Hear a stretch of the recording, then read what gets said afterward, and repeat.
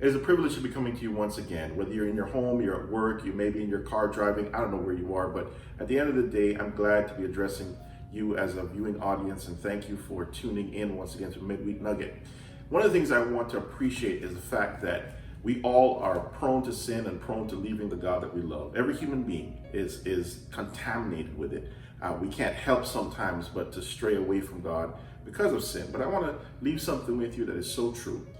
If you really were to take a good look at Genesis chapter 3 and verse 1, you will find out that the serpent, the devil disguised as a serpent, tempted Eve with these words. And he began his phrase to Eve by saying, "Did God really say?" In other words, your problem with sin is not the fact that you actually commit it. Your problem with sin is that you actually go down that road because you stop believing what God says. So Eve wasn't enticed because there was a fruit there to be eaten. Eve was enticed because the devil made her believe that what God said was not true. Now, I don't know how we can not believe someone who is 100% infallible and has never failed to come through on his promises, which means that every word that he says can be believed.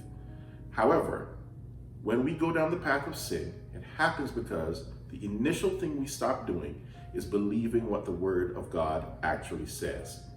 So in Genesis 3:1, when the devil started his temptation by saying, "Did God really say?" That is what challenges us. When we are prone to leaving God, we often think to ourselves, did God really say? But I want to encourage us today and remind us in Psalm 119, it's one of the longest Psalms in the entire Bible. And Psalms 119 verse 11 says, "Thy word have I hid in my heart, that I might not sin against thee." In verse 105 of that same Psalm, it says, "Thy word is a lamp unto my feet and a light unto my path." The word of God guides us and gives us the impetus we need in order to forsake what is wrong and cling to the mighty arm of God.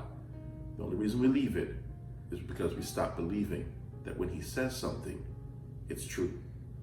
So don't take the chance and gamble with our salvation by disbelieving what God said. One of the most beautiful things God said was this: "For God so loved the world, gave his only begotten Son, that whoever believes in him should not perish, but have everlasting life." You can have that life. Just believe what his word says. God bless you. Hope you have an amazing day, and we'll see you real soon.